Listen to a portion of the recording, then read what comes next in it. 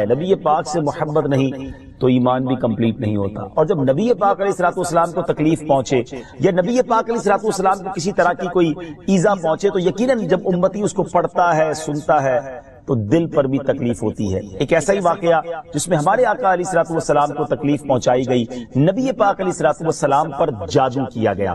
ناظرین آج یہ واقعہ ہم سنیں گے اور یہ قرآنی واقعہ ہے اور اس کے ذریعے بہت ساری باتیں بھی سنیں گے۔ جادو کے بارے میں بڑے مسکنسیپشن ہیں لوگوں کے ذہنوں میں اور سمجھتے ہیں کہ جادو کا توڑ کرنے کے لیے بڑے عجیب و غریب عمل کرنے پڑیں گے، بڑے گناہوں والے کام کرنے پڑیں گے، اللہ کی ناراضگی والے کام بھی لوگ کرنے کے لیے تیار ہو جاتے ہیں، حرام اور ناجائز کام کرنے کے لیے تیار ہو جاتے ہیں اور سمجھتے ہیں کہ اس سے جادو سے بچا جا سکے گا۔ البتہ جادو کروانے کے لیے بھی لوگ بڑے ہی ناجائز اور حرام کام کرتے ہیں جو کہ جہنم میں لے جانے والے کام ہوتے ہیں۔ اللہ مجھے اور آپ کو ہمیشہ جادو ٹونے آصف سے محفوظ رکھے، ہر قسم کی بلاؤں سے محفوظ رکھے۔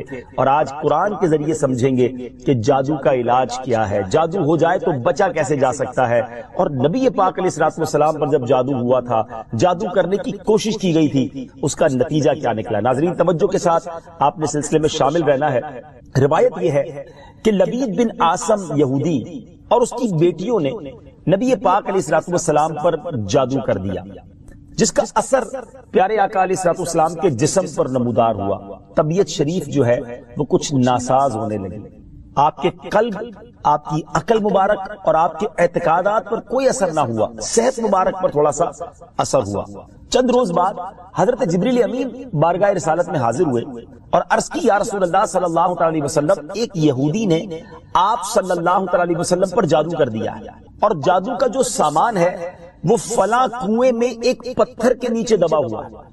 سرور کائنات علیہ الصلوۃ والسلام نے حضرت علی مولائے کائنات شیر خدا کرم اللہ تعالی وجہ الکریم کو بھیجا، انہوں نے کنویں کا پانی نکالا اور پتھر اٹھایا تو اس کے نیچے سے کھجور کے گھابے کی تھیلی برآمد ہوئی، یعنی کھجور کے جو چھلکے ہوتے ہیں اس طرح کی تھیلی برآمد ہوئی اور اس میں نبی پاک علیہ الصلوۃ والسلام کے منہ مبارک جو کنگھی سے ٹوٹے تھے اور کنگھی کے ٹوٹے ہوئے کچھ دندانے اور ایک ڈور یا کمان کا چلہ جس میں 11 گٹھانے لگی ہوئی تھی اور ایک موم کا پتلا تھا جس میں 11 سوئیاں چبھی ہوئی تھی، یہ سب سامان پتھر کے نیچے سے نکلا اور یہ مولا علی کرم اللہ تعالی وجہ الکریم یہ سارا سامان لے کر نبی پاک علیہ الصلوۃ والسلام کی بارگاہ میں آ گیا۔ اس کے بعد سبحان اللہ، اب اس کا توڑ کیسے آیا، اس کا علاج کیسے ہوا، اس کا حل کیا نکلا؟ جبریل امین اللہ تبارک و تعالیٰ کی بارگاہ سے سورہ فلق اور سورہ ناس لے کر حاضر ہوئے، یعنی اب جو سورہ فلق اور سورہ ناس ہے وہ نازل ہوئی اور ان دونوں صورتوں کو ملائیں تو ناظرین اس میں 11 آیتیں ہیں، ہر ایک آیت کے پڑھنے سے ایک ایک گرہ کھلتی جاتی تھی، یہاں تک کہ سب گرہیں کھل گئیں اور پیارے آقا علیہ الصلوۃ والسلام بالکل شفا یاب ہو گئے۔ سبحان اللہ سبحان اللہ۔ ناظرین اب اس واقعے سے بہت ساری باتیں میں نے اور آپ نے سیکھنی ہیں۔ پہلی بات یہ ہے کہ یہ بخاری شریف میں ہے کہ پیارے آقا علیہ الصلوۃ والسلام جب بستر شریف پر تشریف لاتے تو اپنے دونوں ہاتھوں پر دم کرتے اور اپنے سر سے پاؤں تک پورے جسم پر اپنے ہاتھوں کو پھرایا کرتے، جہاں تک دست مبارک پہنچ سکتے یہ عمل 3 مرتبہ فرماتے، یعنی نبی پاک علیہ الصلوۃ والسلام ان دونوں صورتوں کا اپنے اوپر بھی دم کیا کرتے۔ اور ایک اور جگہ پر بھی یہ ہے، حدیث عائشہ رضی اللہ تعالی عنہا میں ہے کہ جب نبی پاک علیہ الصلوۃ والسلام کے گھر والوں میں سے کوئی بیمار ہوتا تو آپ علیہ الصلوۃ والسلام ان دونوں صورتوں کو پڑھ کر اس پر دم فرمایا کرتے تھے۔ تو یہ نبی پاک کے معمول میں تھا۔ تو آج اگر ہم میں بھی کوئی بیمار ہو جائے، فیملی میں کوئی بیمار ہو جائے، اپنے آپ کو من آفتوں سے بچانا چاہتے ہیں تو اول آخر 3 بار درود پاک پڑھیں، سورہ فلق اور سورہ ناس کی تلاوت کریں، اپنے ہاتھوں پر دم کر کے اپنے جسم پر پھیر لیں، کسی مریض پر دم کر دیں، انشاءاللہ اس کی برکت ملے گی۔ یہاں ایک اور مسئلہ بھی سیکھنے کو ملے گا کہ تعویذات اور عملیات میں جس میں کوئی لفظ کفر و شرک کا نہ ہو وہ جائز ہے۔ اسی طرح گنڈے بنانا اور ان پر گرہیں لگا کر آیات قرآن اور اسماء الہیہ پڑھ کر پھونک مارنا بھی جائز ہے، یعنی تعویذات اگر شرک سے پاک ہیں، اگر کفریہ کلمات سے پاک ہیں تو وہ کرنے میں کوئی حرج نہیں، وظائف کرنے میں کوئی حرج نہیں، یہ قرآن و حدیث سے ثابت ہے اور آپ نے یہ سنا۔ ناظرین سیکھنے کو کیا مل رہا ہے؟ خلاصہ یہ ہوا کہ سورہ فلق یعنی قل اعوذ برب الفلق اور قل اعوذ برب الناس یہ دونوں صورتیں جن اور شیاطین نظر بد اور آسیب اور تمام امراض خصوصاً جادو ٹونے کا مجرب علاج ہے۔ ان کو لکھ کر تعویذ بنائیں، گلے میں پہنائیں اور ان کو بار بار پڑھ کر مریض پر دم کریں اور کھانے اور پانی اور دواؤں پر پڑھ کر پھونک دیں اور پھر مریض کو کھانا وغیرہ کھلائیں۔ انشاءاللہ عز و جل ہر مرض اور بالخصوص جادو ٹونا دفع ہو جائے گا، مریض شفا یاب ہو جائے گا۔ اسی طرح قرآن مجید کی دوسری تمام صورتوں کے خصوصی خواص ہیں جن کو بہت خوبصورت کتاب جنتی زیور ہے اس میں بھی آپ پڑھ سکتے ہیں ناظرین۔ اسی طرح ہمیں چاہیے کہ قرآن پاک کی تلاوت کرتے رہیں۔ قرآن پاک کی ہر حرف میں شفا ہے، برکتیں ہیں، اور آج خاص طور پہ ہمارے ناظرین کو گویا وظیفہ، قرآنی وظیفہ مل رہا ہے۔ بہت سارے ناظرین یہ گزارش کرتے ہیں کہ ہمیں کوئی وظیفہ بتایا جائے، تو دیکھیں آج تو قرآن کے ذریعے، اور وہ وظیفہ جو نبی پاک کو رب کی طرف سے عطا ہوا، پیارے آقا علیہ الصلوۃ والسلام کو بھی شفا نصیب ہوئی، تو ہمیں ضرور اس کو اپنانا چاہیے۔ ناظرین اس سے پہلے کہ میں مزید اس معاملے میں آگے بڑھوں، میں چاہتا ہوں کہ دونوں صورتوں کی تلاوت اور اس کا ترجمہ پہلے سن لیتے ہیں اور پھر مزید اس بارے میں بات کرتے ہیں کہ اس حیرت انگیز واقعے سے مجھے اور آپ کو مزید کیا سیکھنے کو ملتا ہے۔ پہلے سورہ فلق کی تلاوت ہوگی، سورہ ناس کی تلاوت ہوگی۔ میں یہاں ایک اور بات بھی کہنا چاہوں گا، کچھ لوگ یہ کہتے ہیں جناب ہم وظیفہ کرتے ہیں اثر نہیں ہوتا، برکت نہیں ملتی۔ پہلے یہ چیک کر لیں کہ آپ کے مخارج ٹھیک ہیں، آپ تلاوت صحیح مخارج کے ساتھ کرتے ہیں۔ تو اب جو تلاوت آپ سنیں گے نا تو اس میں یہ بھی چیک کر لیں کہ آپ کیا اسی طرح کے تلفظ کے ساتھ پڑھتے ہیں، اور اگر مسٹیک کر رہے ہیں تو قرآن پاک صحیح طریقے سے پڑھیے، پھر دیکھیے اس کی کیسی برکتیں ملتی ہیں۔ آئیے سورہ فلق اور سورہ ناس کی تلاوت اور اس کا ترجمہ۔ قل اعوذ برب الفلق من شر ما خلق ومن شر غاسق اذا وقب ومن شر النفاثات في العقد ومن شر حاسد اذا حسد۔ تم فرماؤ میں اس کی پناہ لیتا ہوں جو صبح کا پیدا کرنے والا ہے، اس کی سب مخلوق کے شر سے، اور اندھیری ڈالنے والے کے شر سے جب وہ ڈوبے، اور ان عورتوں کے شر سے جو گروہ میں پھونکتی ہیں، اور حسد والے کے شر سے جب وہ مجھ سے جلے۔ قل اعوذ برب الناس ملک الناس الہ الناس من شر الوسواس الخناس الذي يوسوس في صدور الناس من الجنة والناس۔ تم کہو میں اس کی پناہ میں آیا جو سب لوگوں کا رب، سب لوگوں کا بادشاہ، سب لوگوں کا خدا، اس کے شر سے جو دل میں برے خطرے ڈالے اور دبک رہے، وہ جو لوگوں کے دلوں میں وسوسے ڈالتے ہیں، جن اور آدمی۔ ناظرین سورہ فلق اور سورہ ناس کے بے شمار فضائل و برکات ہیں۔ ایک اور حدیث پاک سنیے، حضرت عبداللہ بن خبیب رضی اللہ تعالیٰ عنہ فرماتے ہیں کہ ہم پر ہلکی بارش ہوئی اور اس وقت اندھیرا چھایا ہوا تھا، اور ہم پیارے آقا علیہ الصلوۃ والسلام کا انتظار کر رہے تھے کہ وہ آ کر ہمیں نماز پڑھائیں۔ پھر نبی پاک علیہ الصلوۃ والسلام ہمیں نماز پڑھانے کے لیے تشریف لائے اور ارشاد فرمایا پڑھو۔ میں نے عرض کی کیا پڑھوں؟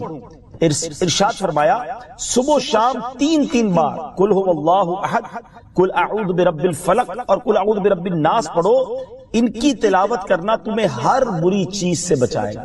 چلیں ایک اور وظیفہ مل گیا، سورہ اخلاص کو بھی شامل کر لیں تو صبح و شام پڑھیں تو انشاءاللہ بری آفتوں سے، مصیبتوں سے، جادو ٹونے سے، آسیب سے، ان طرح کی بلاؤں سے انشاءاللہ محفوظ رہیں گے۔ ناظرین یہاں کچھ مسائل بھی سیکھ لیتے ہیں۔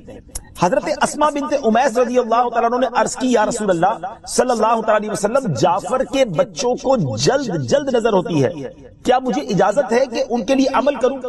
نبی پاک علیہ الصلوۃ والسلام نے اجازت عطا فرمائی۔ تو سیکھنے کو یہ ملا کہ تعویذ اور عملیات جن میں کفر و شرک نہ ہو، کوئی کلمہ ناجائز نہ ہو، تو اس میں جو ہے وہ تعویذ کرنا، عمل کرنا جائز ہے، اور خاص کر وہ عمل جو آیات قرآنیہ سے کیے جائیں یا احادیث میں وارد ہوئے ہوں۔ اسی طرح چند مسائل بھی سیکھنے کو ملے۔ یہ دونوں صورتیں جو ہیں ان کے شان نزول سے ہمیں معلومات کیا ملتی ہیں۔ نمبر 1، جادو اور اس کی تاثیر حق ہے۔ کچھ لوگ جادو کا انکار کر دیتے ہیں، یہ درست نہیں ہے۔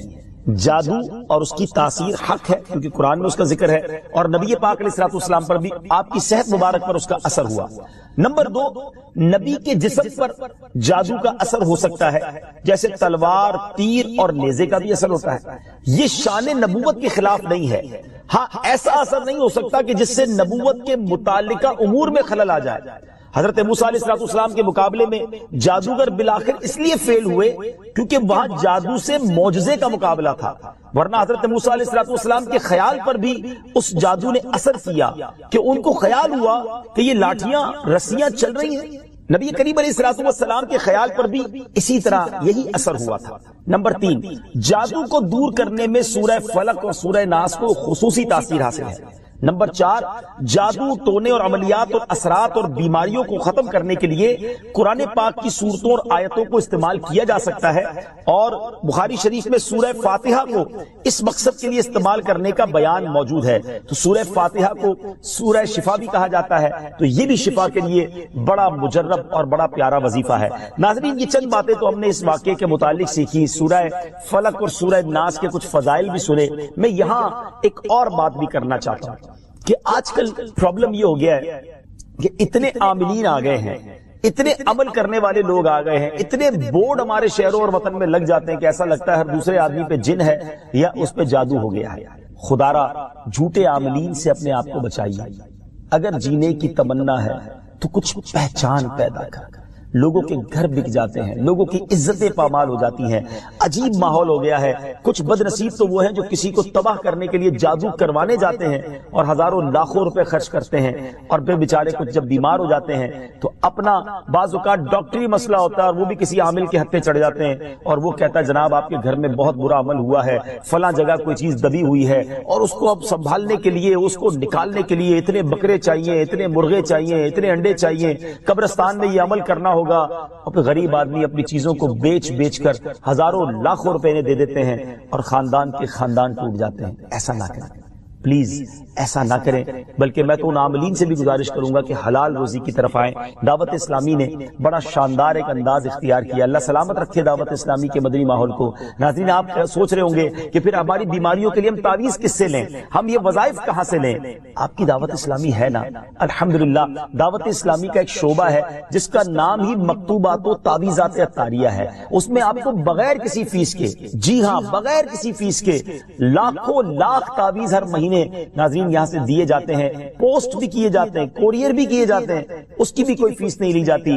تو یہ تعویذات آپ دعوت اسلامی کے مرکز سے رابطہ کر کے لے لیجئے۔ آن لائن تعویذات کی سروس بھی موجود ہے، حالانکہ دعوت اسلامی کا اس ڈپارٹمنٹ پر لاکھوں کروڑوں روپے خرچ ہو رہا ہے، مگر اس لیے اس کو فری رکھا ہے تاکہ امت کے لیے آسانی ہو، دکھیاری امت جو ہے ان کے مسائل حل ہو جائیں، نہ جانے کس کی دعا لگ جائے اور ہمارا بیڑا پار ہو جائے۔ ہاں اس میں یہ ضرور میں کہوں گا کہ وہ لوگ جو یہ پروگرام دیکھ رہے ہیں اور ان کو لگتا ہے کہ میں اس شعبے کو سپورٹ کروں، دعوت اسلامی جس شعبے میں خرچ کر رہی ہے اور نہ جانے کتنے دکھیارے مسلمانوں کی دعائیں لے رہی ہے، تو اگر آپ دعوت اسلامی کے شعبہ تعویذات عطاریہ میں سپورٹ کرنا چاہتے ہیں، اپنا ڈونیشن دینا چاہتے ہیں، تو بھی ہم سے رابطہ کر لیجئے۔ لیکن پلیز ان جھوٹے عاملوں سے اپنے آپ کو بچائیے۔ اور مجھے جو ناظرین سن رہے ہیں، ہر بندے پر جادو نہیں ہوتا، ہر بندے پر جن نہیں آ جاتا، ہر بات میں وسوسہ نہ لایا کریں، وظائف پڑھ لیا کریں۔ صبح شام یہ وظیفہ ہمیں نبی پاک نے دے دیا ہے، صبح گھر سے پڑھ کر نکلے، شام گھر پر آ کر سونے سے پہلے پڑھ لے، آیت الکرسی سونے سے پہلے پڑھ لے، اللہ نے چاہا خیر آپ کا مقدر رہے گی، اور مزید ضرورت ہو